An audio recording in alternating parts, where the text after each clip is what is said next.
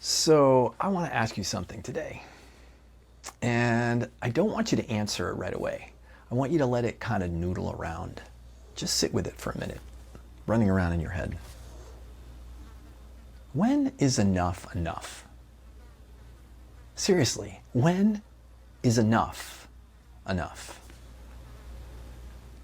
Just notice what happens when you hear that. Maybe nothing at all. And then maybe a little something. Because here's what I've noticed. I've noticed it in myself. I've noticed it in the people I work with. That there's this particular kind of person who's done the work. They've created the life. They've built the company. By every measure you can point to, things are not just good, they're great. And then there's still this thing. It's like a quiet flatness, like something is supposed to feel different than it does. And if you're honest, and you don't have to say it out loud, there might be a question underneath it. The question under the question. Is this it? Not because you're ungrateful. I mean, you know what you've got.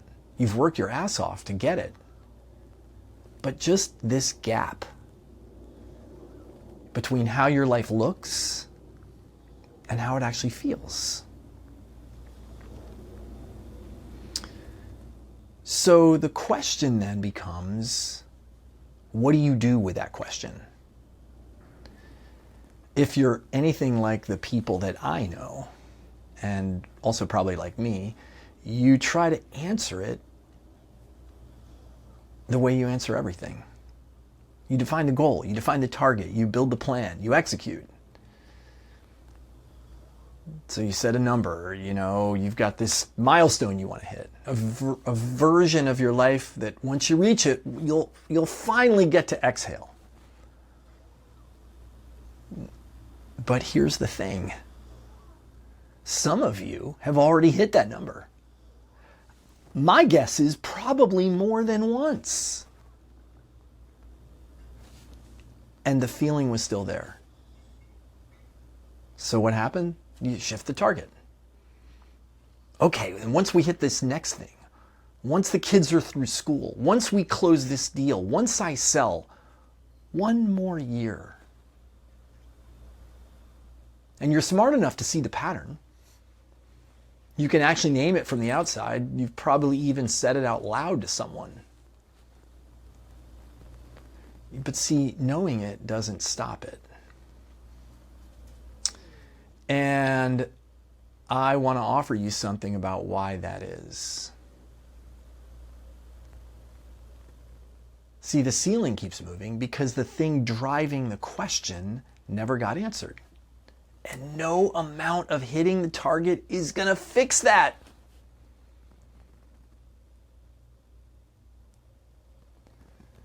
I was sitting with a client recently. Let's just call him Thomas. He was telling me about his firm, about what he built, about the people who'd stayed with him, the work that had actually made a difference in the world. Thomas is a lawyer. He's built his law firm with his own hands, with his own hard work. Some of the things he's done, he's actually changed some of the laws in his state. Think about that. He's changed how things operate for people that he'll never meet. His clients are loyal. His reputation, impeccable. He's got a strong marriage. He's got kids he's genuinely proud of. And here's the thing that stopped me when he told me. His team has been with him for 3 years. Not one person is left. In the legal world, that's almost unheard of. So from the outside, and I mean this absolutely sincerely, by every external measure, Thomas has enough. And yet, he can't go hit a round of golf without having something running about his work in the background. His team doesn't need him. There's no crisis. He knows that. But something in him can't turn it off. And I asked him something simple. I said, Thomas, when's the last time you actually just let yourself stop? And he got quiet. And then he said something that has stayed with me. He said, I don't know what I'd be left with. Now, just sit with that for a second. I don't know what I'd be left with. That is another question under the question. And I think a lot of you know exactly what he meant. I know exactly what he meant. Staying busy is what keeps you from having to feel something. Staying busy stops being a productivity choice. It becomes something else entirely. See, Thomas isn't unusual, unfortunately. He's one version of a story that I've sat across from a lot of times. You know, the CEO who can't sit through dinner without checking his phone. The surgeon who books her vacation and then takes calls from the resort. The founder or member of the C team who says he'll slow down after this round, after this exit, after the acquisition. The partner who's got the title, the firm, the seat, sits in his car in the driveway for 10 minutes before he can go inside. They're different in different industries, different surfaces, same engine. And the version that's hardest to spot is the one running the highest performance, because the world rewards exactly what they're doing. The numbers go up. Their reputation grows. The people around them say, I don't know how he does it. They hit their targets. They hit their goals. This is exactly the thing the engine wants to hear. So nobody flags it. Nothing crashes. Nothing falls apart in a way that forces the question. It just keeps running. And the cost gets paid quietly. In the room and not in the room. Present and not present. Building a life that looks like the one they wanted and somehow not getting to actually live it. Listen, if this is landing in any way for you, here's what I want you to understand. You're not the exception. You're not the first one to feel this. You're not broken in some unique way that makes this harder for you than it is for everybody else. This is what the engine does, and this is how it runs. And there's a reason it's so hard to turn it off.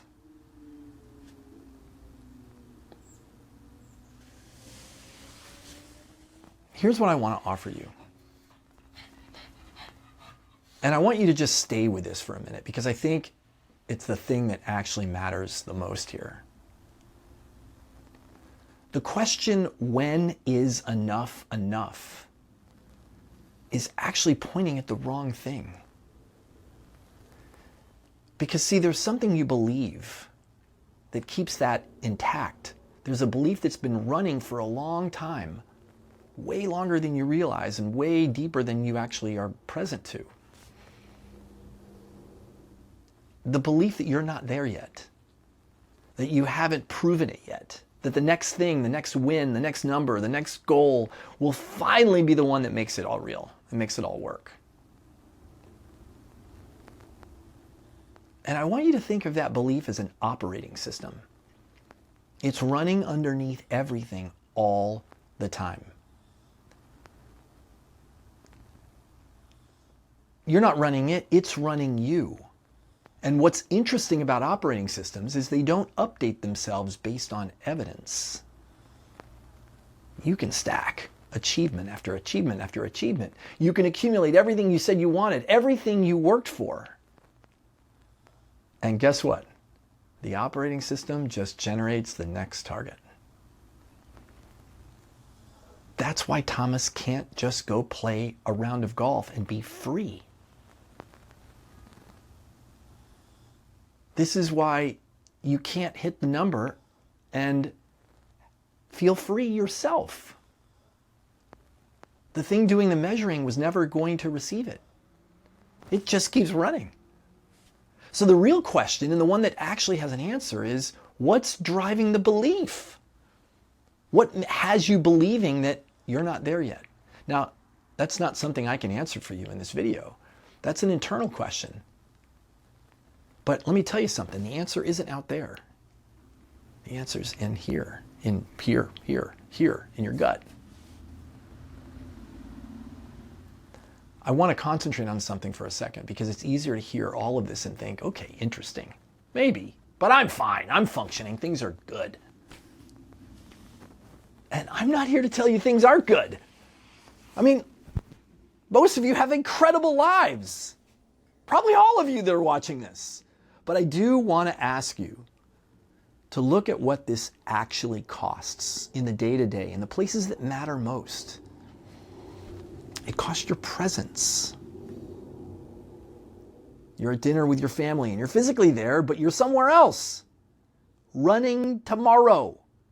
Processing the thing that happened earlier at 2 p.m. Managing the conversation without actually being in it. Trust me, your wife knows the difference. She might not say it, but she knows. It costs you the ability to enjoy what you created.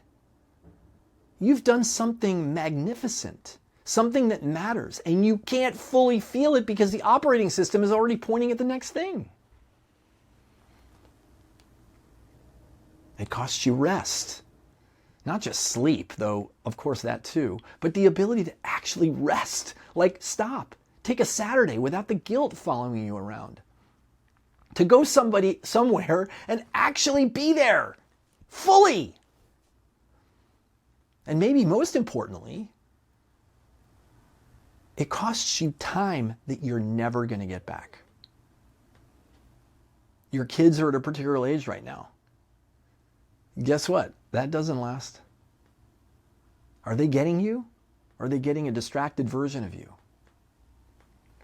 So I want to tell you what actually changes when the operating system changes. Because I think there's a fear underneath all of this, and I felt it myself, that if I look directly at this, if I actually do something about it, I'm going to have to become someone different. I'm going to have to give something up. I'm going to have to slow down in some way that costs me. And that can be scary to a high achiever because everything you've built has been built on the efforts of your hard work. But see, that's not what happens. Thomas still works hard. I still work hard. Ambition doesn't go away. What changes is really, it's like this flavor. Building from fear and building from choice can look identical from the outside. Same hours, same output, same drive. But from the inside, they feel completely different. Building from fear grinds you down over time in ways you don't notice until you're really tired. The other kind, it doesn't.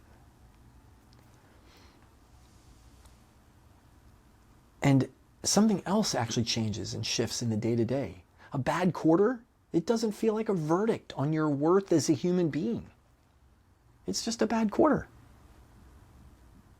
You deal with it and move on. A lost client doesn't feel like the end of the world. You can actually go to dinner that night and be present, fully present and in it. You make a decision and you don't spin on it for 3 days, second guessing yourself, thinking you did the wrong thing. You can take time off and the guilt doesn't follow you into or onto the plane or into your vacation. Your experience of life changes. And I know that sounds maybe like a small thing, but I promise you, it's massive. So, when is enough enough? I've sat with this question for a long time now. And here's what I've come to an answer, maybe. Enough is a ground you stand on. It's something you create, something you recognize when you stop being driven by the belief that you don't have it. For Thomas, enough isn't a revenue number. It's walking off the golf course without feeling like he abandoned something important by being away. For me, some of you heard my story about the Whole Life Challenge. It looked like being able to sit in quiet after those years and not immediately need to fill it with the next thing. For you, and I think you probably already know this, you know what you've been spending your energy trying to outrun. The question is really, are you ready to look at it directly? Are you ready to stop letting it run the show? Simple? Yes. Easy? No. So listen, the recognition you might be feeling right now, that something that is going on inside that says, yeah, that's me, that's not a sign that something's wrong with you. It's actually the opposite. I mean, this is so normal. What you're seeing is the sign that the part of you that has you've been carrying this for a long time is ready. Most people in your position, they keep waiting. One more year, once this season ends, once I sell, once my kids are through school. And I understand it. I do. But here's what I've seen over and again. This has quietly become the way you live. Understanding what's running underneath, it's only the beginning. The real work is building a new narrative and a new orientation so that you're not repeating the same patterns for another decade. That's exactly the kind of work that I do with the people I work with. Look, if any of this landed for you at all, you can book a free call. This is not an ad, a commercial. My commitment to the world is to rid the world of this conflict, this inner war. And if I can help you do that in any way, whether it's a free 20-minute phone call and that's the last time we ever speak, then I've moved the needle forward in the world. Thanks for being here, and I'll see you in the next one.